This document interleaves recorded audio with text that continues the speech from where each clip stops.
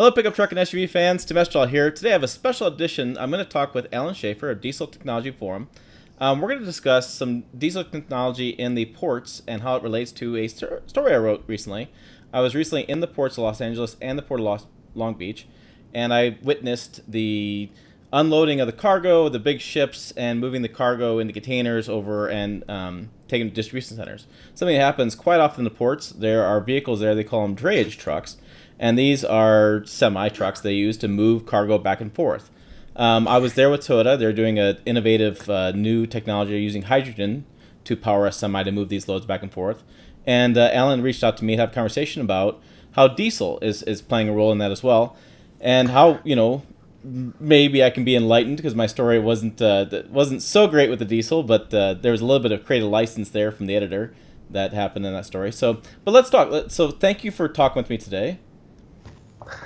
Glad to be here. And so let's talk about diesel. There's been a lot of innovations. There's been a lot of improvements in air quality with them. The port isn't as maybe as bleak as the article made it out to be, but it hasn't been historically the cleanest place because you do have some emissions from ships, you have emissions from semis, you have emissions going on, and that's been a huge issue with the ports.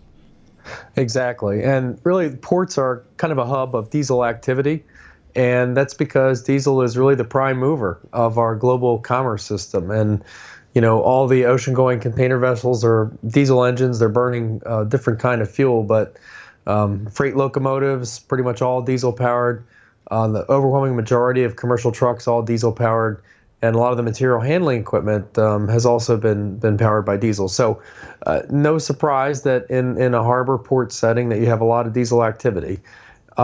What is really interesting now, though, is that a lot of that change in technology that we have with the diesel engines is helping improve air quality around the ports. And you talked a little bit about the trucking piece of it, the drayage trucks. Now, these are typically second, third, fourth generation owners on these vehicles, so they're old. Typically, they're hand-me-downs, and they're not in the what we would say the greatest emissions profile. But it was interesting when the ports adopted their clean truck plan a few years ago. They gave truckers the options and offered them some financial inducements to upgrade their equipment to a newer generation diesel or select an alternative fuel. And the overwhelming majority share of them picked a newer generation of diesel technology to do that. So I think in the period from 2005 to 15, the PM emissions dropped by like 80%, and the NOx emissions fell by 51%, just by the turnover in that fleet of vehicles. So it's still the technology of choice for a lot of goods movement activities, but we are in exciting times, and you had the chance to mess around with some new technology there, and we're always interested in that, and we represent manufacturers that make all kinds of fuels and technologies. So I think everybody today recognizes it's not a one-size-fits-all world. And these existing technologies like diesel, they're not standing still either. They're changing and evolving to adapt to the future as well.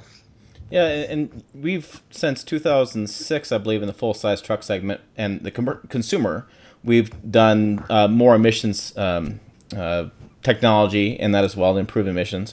And I was really kind of curious because, in my neck of the woods, I'm out here in rural Nebraska, and you don't move something with a gasoline engine, you move with a diesel engine. I mean, everybody who's towing anything is using diesel. But I'm curious, what are the advancements that we're having with diesel? Are we going to just do the emissions control on it, or are there future, adaptations going on today that will make that even more cleaner and more efficient? Yeah, we're really at the, I would say in the second chapter of the modern diesel story. Over the last 15 years, manufacturers were forced to make diesel engines near zero emissions across all different sectors. So it started with commercial trucks, and the rules were adopted back in 2000. And so by 2010, the commercial vehicles, anything class 3 through 8, they had to have near zero emissions for both NOx and PM. So this was over a 90% reduction in both of those over a 10-year period. And that took place because of the introduction of ultra low sulfur diesel fuel in 2006, and that's the only fuel that you can buy today. And that enabled the use of advanced emissions control technology like SCR systems, and the engines really advanced air combustion technology. So over a 10-year period, you really saw all the bad things that people didn't like about diesel, the smoke, a lot of the noise, etc., go away. And the things that people do like about diesel, all those things stayed in place and actually have gotten a little bit better. So people go to diesel for efficiency. It's the most energy efficient internal combustion engine. Nothing's changed there. I think what is interesting is we look at that, where does the technology go in the future? How does it compete with hydrogen, let's say, or something like that? One of the interesting innovations is the hybridization that can take place with diesel. So we start to see some of the medium-sized commercial trucks begin to incorporate hybrid technology into their operations, pickup and delivery. That increases the efficiency of that work. Excuse me. And then second, the use of renewable fuels is also a very interesting area, particularly in California. And the idea here is that take that diesel engine, get rid of the diesel fuel. Now let's use renewable diesel fuel in place of that. And the renewable diesel is made of 100% waste animal products, waste animal fats, and refined in a way, just like a refinery, that produces a very clean hydrocarbon fuel that can just be dropped in place. Sorry, I'm working on a cold here.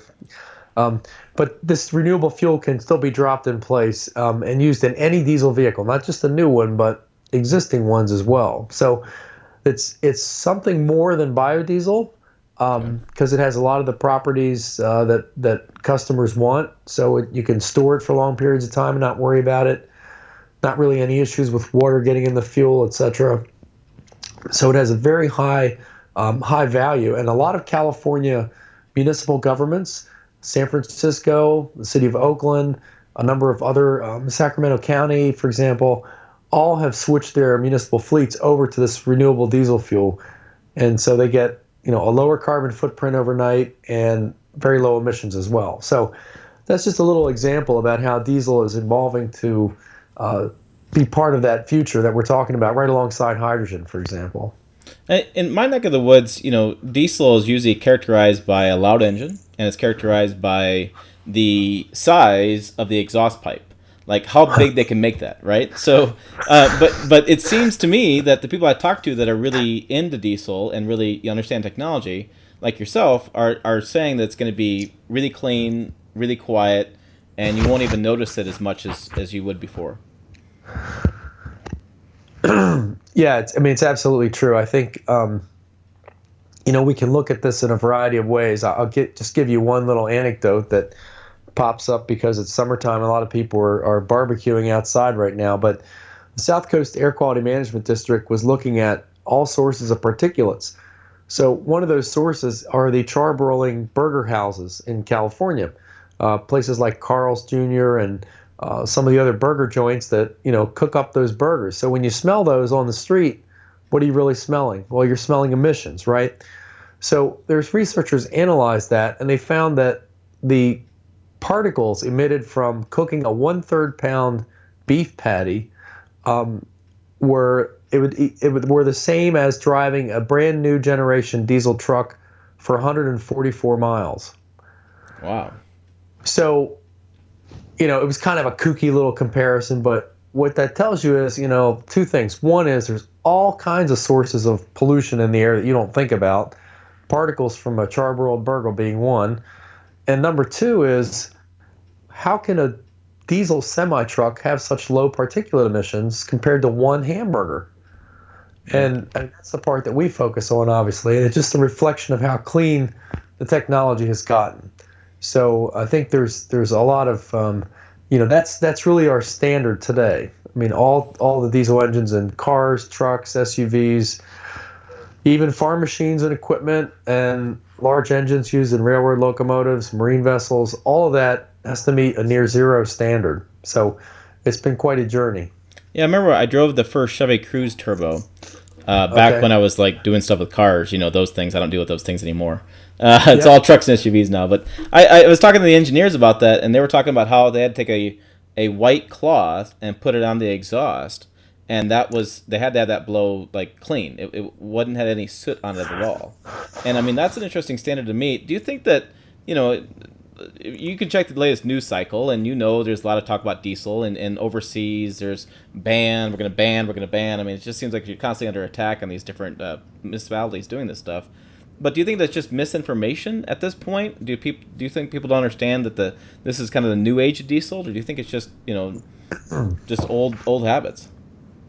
Well, I mean, certainly there's some misperceptions out there, but I mean, obviously there have been situations involving, some manufacturers that are all too familiar to everybody, and some of their bad choices for compliance have kind of given diesel a bad name. But that's only one manufacturer, and so really the bigger issue is that this technology is really vital to achieve. We talk about climate change goals and clean air goals. Having more advanced, cleaner diesel technology is really key to meeting those kind of goals in the future. So when we talk about the Paris Climate Accord, diesel is the most energy efficient internal combustion engine. So as Europe has seen a drop off in sales of diesel cars, they've also seen for the first time last year, I believe it was, there was an uptick of about 2% in CO2 emissions in the region. And the reason for that really was just people were not buying new diesel cars. They were either buying gasoline or hanging on to their old technology longer. And so you start to look at that and say, well, is diesel part of the problem or it's part of the solution? And in this case, it's probably, a little bit of both. But I think for many people, diesel still represents a good choice. And, particularly as you pointed out, when you're out, you're towing stuff, you're a long distance driver, you like to have a lot of range available. The diesel offers something that you just can't get in other technologies. So what I'm hearing you're saying is that diesel does have a future. That it's not just a fossil fuel. There's renewable sources of energy for it, and we're making it a lot cleaner. Do you think that as the renewable fueling gets more supply, that we'll see a drop in price? Because it's been weird. I think the past year and a half, diesel price has been higher than gas, which has never been the case.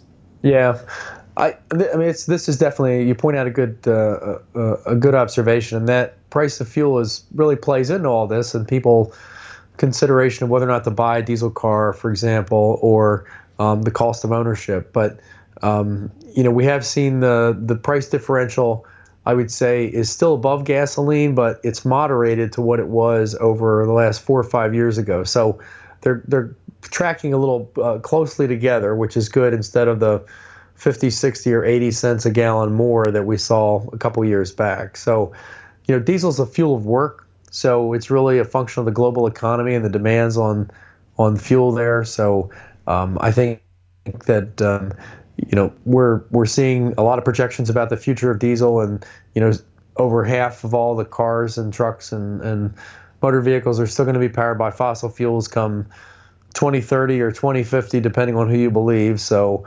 we're pretty confident that the technology's got long legs. And manufacturers, I mean, they're not standing still on diesel.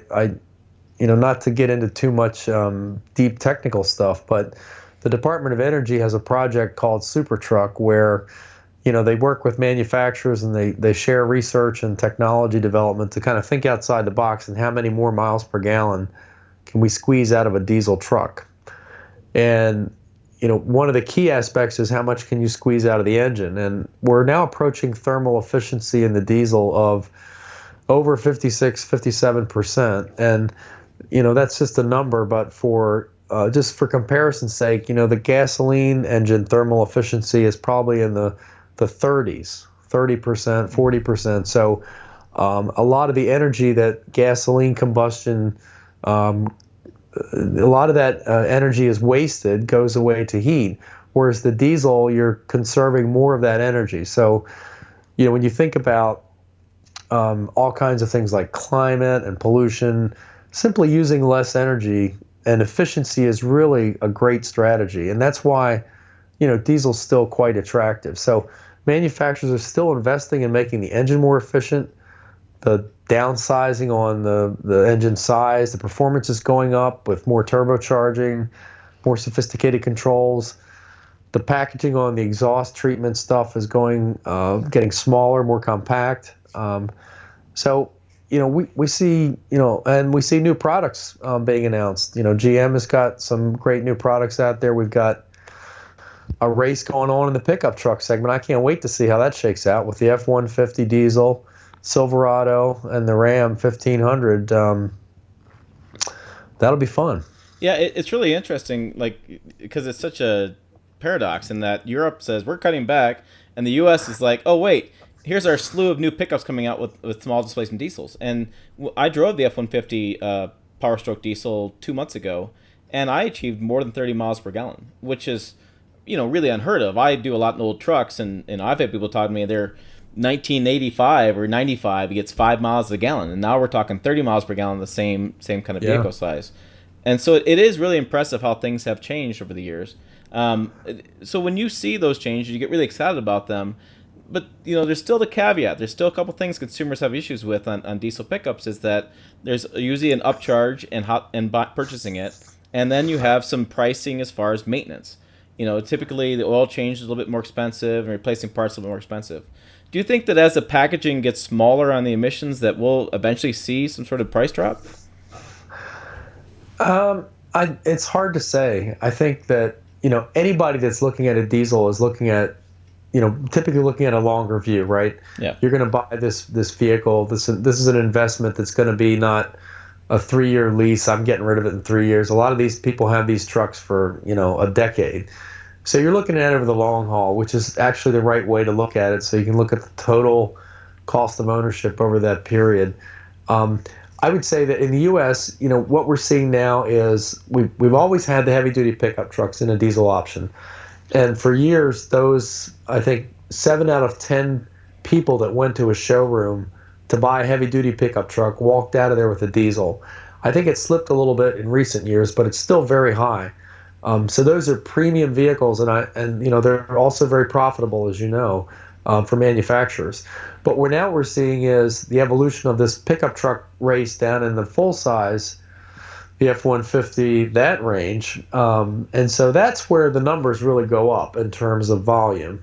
So the potential is there to drive down costs probably a little bit in the components, but I think we'll see. And then you step down a notch below that, and then you've got like the Colorado and the Canyon, that size pickup truck, and is there a Ranger coming out with a diesel? Who knows, right?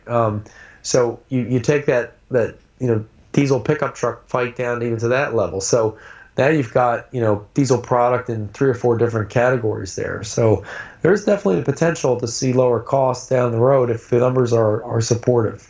All right, and I got one last question for you, and thank you for your time. Sure. When you look at emission standards, I know there's been some discussion about Euro 6 standards and U.S. standards. Do you think we're done with setting the standards? Are we at zero emissions? Is what we're going to have for emissions control? Are we there? No. Okay. No, I think there are a lot of things happening right now. Just on the commercial side, the big rig stuff. Right now, manufacturers are talking with EPA and the California Air Resources Board about a next step on NOx emissions, and this is been one of the challenges for everybody, which is how do you get ahead of the ozone game, and NOx emissions are one part of that. So right now there's a discussion about what the next level of emissions reductions look like for NOx from diesel engines. I should say from new diesel engines. So it'll be a standard in the future years, not something that's retroactive or anything, but for new technology going forward. So manufacturers are openly talking about that, which tells me a couple things. One is still very invested in diesel technology. Two, they believe they can do it. So they've got a lot of smart people. These selective catalytic reduction systems really do work. They're making them smaller, more efficient at low loads and temperatures than ever before. So, looking at all that, I'd say we're going to expect another notch in the regulations for NOx from heavy-duty commercial vehicles. From the passenger car side, I think the fuel economy rules and stuff. I mean, that's an open discussion right now within the administration, and we'll kind of see where that goes. But at the end of the day, I think you know, the great thing about a diesel is if you buy that, you're more often likely to get more miles per gallon than not less than what you're getting. So, but industry remains committed to that, and I don't think we haven't hit the wall yet. Where we say no, we can't do that, and we're pretty close to zero today. But the issue really gets to be also about what do you do about all those vehicles and stuff already on the roads, the older technology. And this is particularly the case in Europe. I was just in the United Kingdom last week, and there's a fair amount of older vehicles over there, the Euro 4 generation, that don't have the benefit of particulate technology and SCR systems that we're become accustomed to now. And it's the standard. I mean, they're like half the cars on the road are diesel. So that's an issue to wrestle with. But by and large, future looks great for diesel. Well, again, thank you for joining me today. Thanks for having us, Tim. And if you're watching, hit subscribe on the subscribe there on the YouTube channel, and make sure you follow us on Facebook, Twitter, and Instagram, and Pinterest. However the hell that works. All variations of pickup truck and SUV truck, pickup truck plus SUV truck. Thanks for watching, and we'll see you down the road.